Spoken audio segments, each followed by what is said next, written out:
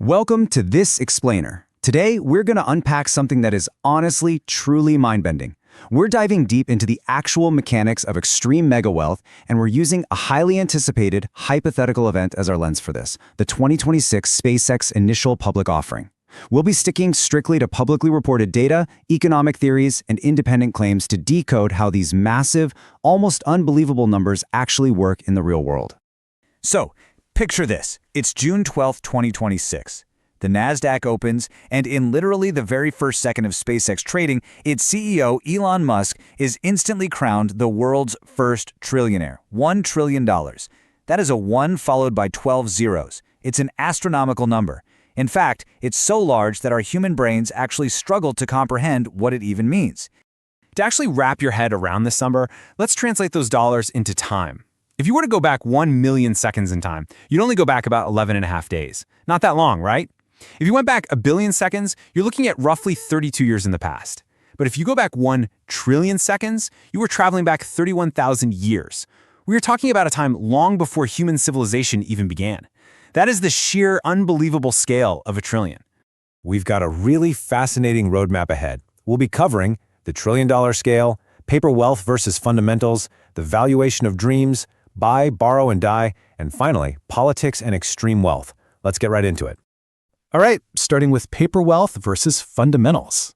The very first thing we need to understand is the difference between the illusion of $1 trillion and the reality of paper wealth.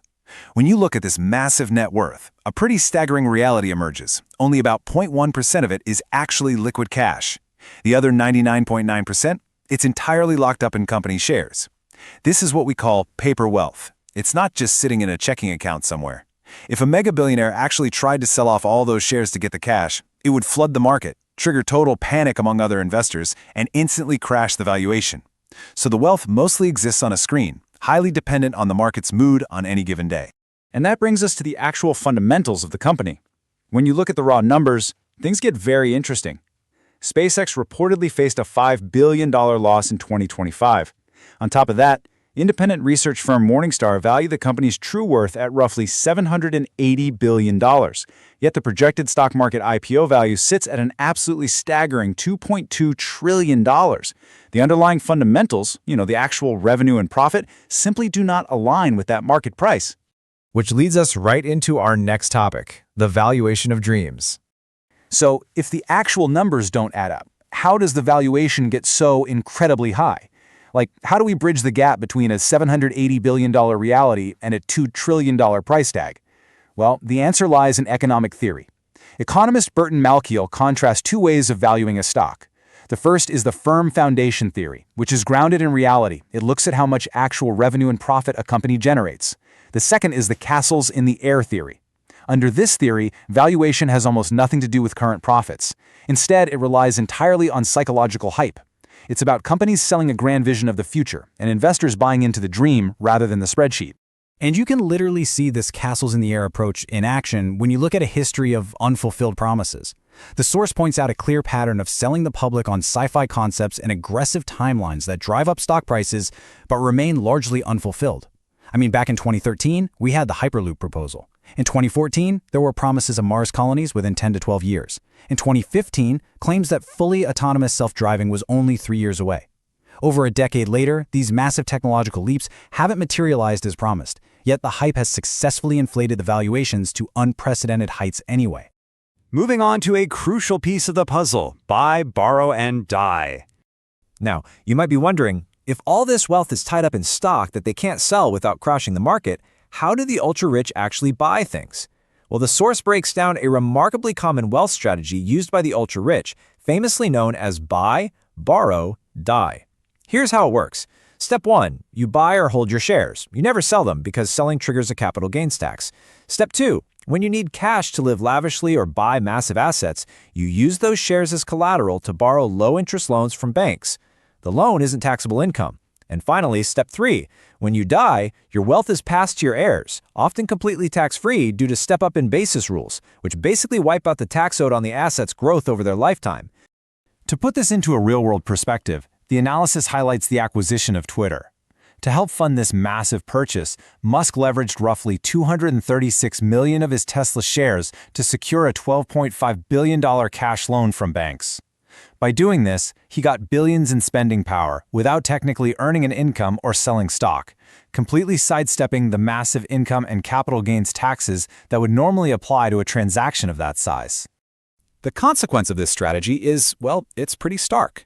Between 2014 and 2018, as his wealth skyrocketed by billions, Musk paid an estimated effective tax rate of just 3.2% on his wealth growth.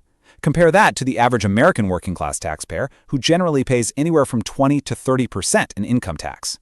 It's a completely different rulebook, made possible entirely by the nature of paper wealth. Which brings us to our final layer: politics and extreme wealth.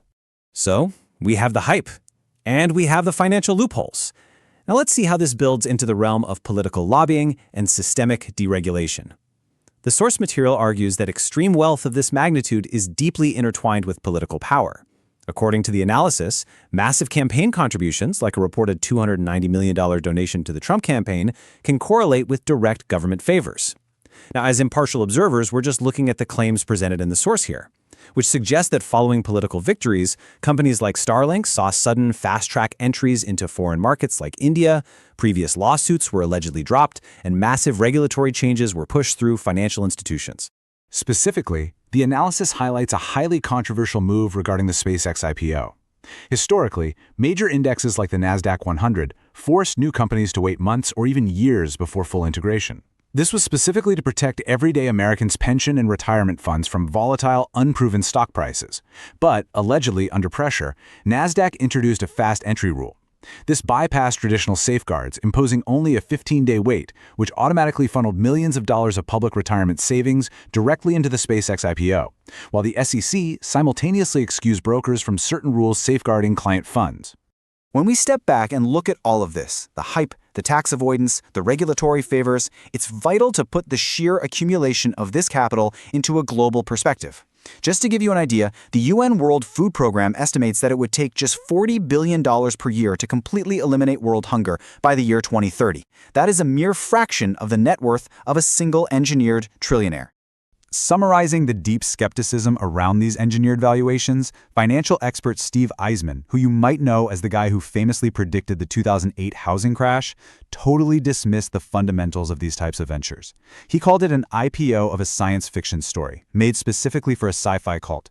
It relies on the promise of tomorrow to fund the extreme wealth of today, completely regardless of whether the math actually works out.